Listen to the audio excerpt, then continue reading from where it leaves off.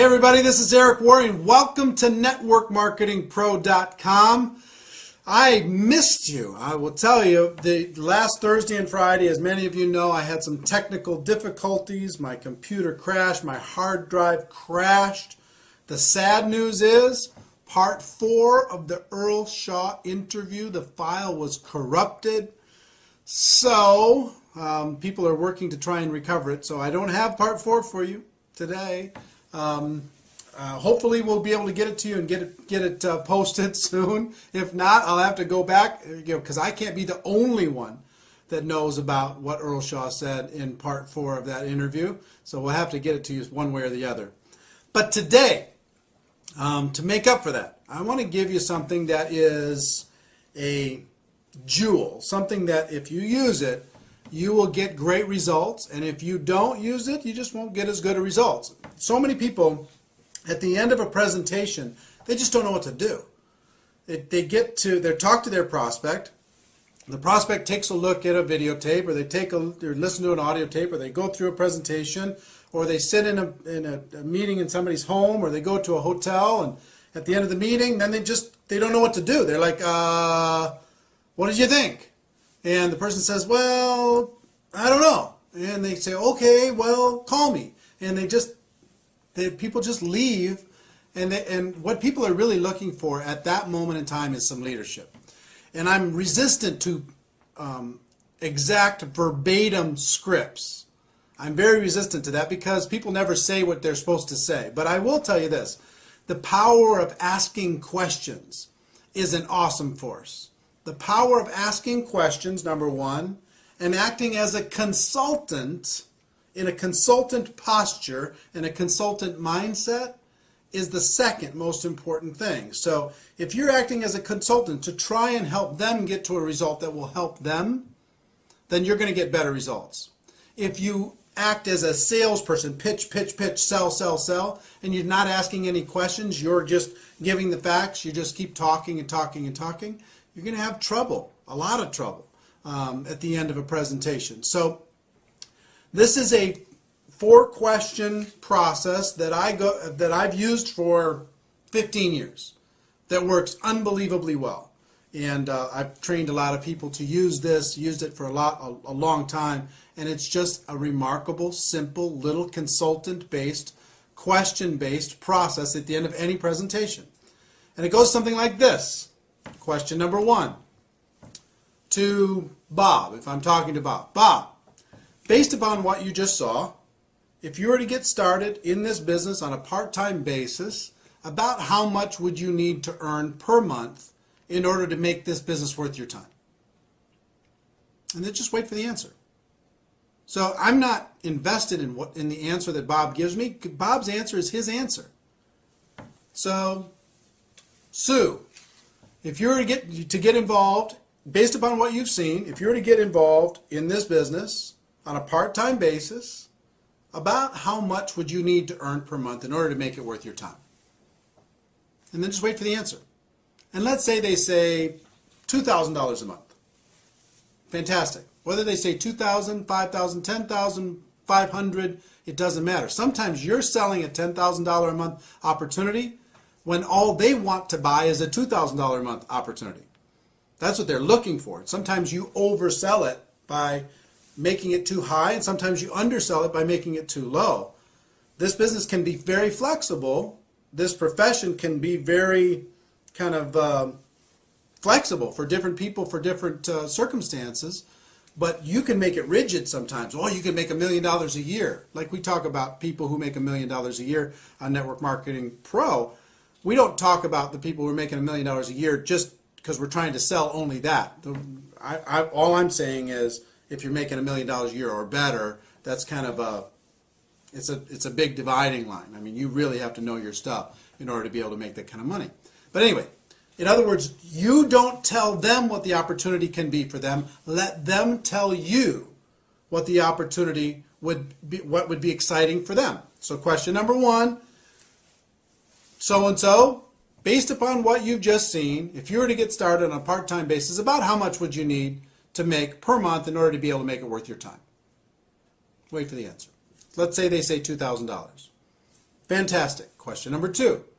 About how many hours per week do you think you could dedicate to building this business in order to be able to make that $2,000 a month? And wait for the second answer. About how many hours per week do you think you could dedicate in order to be able to develop a $2,000 a month income with this business? And wait for the answer. They give you the answer. Let's say they say 8 hours a week. Fantastic. Question number 3. About how many months would you be willing to work those 8 hours a week in order to develop a $2,000 passive residual income? About how many months?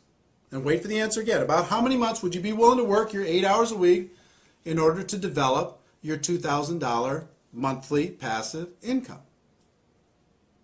And wait for that answer. So you're going to get let's say they say 6 months. Then, and sometimes you're going to get unreasonable expectations. But let's say they say 6 months, which is reasonable. Depends on your opportunity. And again, I'm talking generically here. It's very difficult to get specific inside of any one company or any one opportunity. But let's say that that's reasonable inside your company. If someone were to be dedicated, working 8 hours a week for 6 months, focused time, and they were very coachable, that they could develop a $2,000 monthly income. Okay, let's say that that was reasonable. If it's reasonable, then you go to question number 4. Let's say it's not reasonable for a second. Let me go, and just say, because this will happen. Let's say you ask question number 1. They'd say $10,000. I'd like to make $10,000. That's what I'd need in order for this to be worth my time. How many hours would you be willing to commit to do that? I'd be willing to commit 2 hours a week. And how many months would you be willing to commit 2 hours a week? I'd be willing to commit 2 months. Then as a consultant, if you're in a consultant mindset, what do you need to do? You've got to say, look, I will tell you right now, that's an unrealistic expectation. In order to be able to earn $10,000 a month in a business, a brand new business, working 2 hours a week for the next 2 months, I just don't think that we can get you there. But if you're willing to change one of these 3 numbers, then we can get you there. You either have to change the 10,000 and make it lower, or you have to change the hourly and make it more hours per week, or you have to change the month and decide to give it more months. But if you're willing to change one of those numbers, or maybe 2 of the 3 numbers, then I can show you how to get there. But if you're not willing to do that, you know what, this probably isn't for you. You probably have other things that you could do. So coach them to be able to set reasonable expectations based upon one of those 3 things. Okay, so you understand? And you will gain more credibility when you say, you know what, this probably isn't for you, and you coach them into a reasonable expectation by saying you're going to have to change one of those 3 numbers. You'll gain way more credibility than you'll say, okay, fine, great, just join. That doesn't give you any credibility at all. If you let them know that, if somebody tells you can make $1 million a year and you can do it, you can make $100,000 a month and you can do it in your first 90 days and you could do it working 10 hours a week, does that buy you any credibility? It doesn't. Even if they sign up, it doesn't buy you any credibility. So question number 1, how much money per month, in order to be able to make it worth your time? Number 2, how many hours per week would you be willing to commit in order to develop that income? Number 3, how many months would you be willing to work those hours per week in order to be able to develop that income? So let's say that those are reasonable. Then question number 4 is really simple. I would just say, look, if I could show you how to get that $2,000 monthly income, working 8 hours a week, focused time, you'd have to be really coachable, over the course of the next 6 months, is there anything else you need in order to get started? Anything else you need to know in order to be able to get started? And just wait for the answer. And I promise you, 90% of the time they say, you know what, if that can happen, I'm ready to go. Because you have let them, by asking questions, you have let them create a reality that they could get excited about. You know, some people are going to shock you. You think that they're going to want $5,000 a month, and all they want is $500. You don't know that they just sat, you know, with their spouse talking about bills, and they just need to make some credit card payments.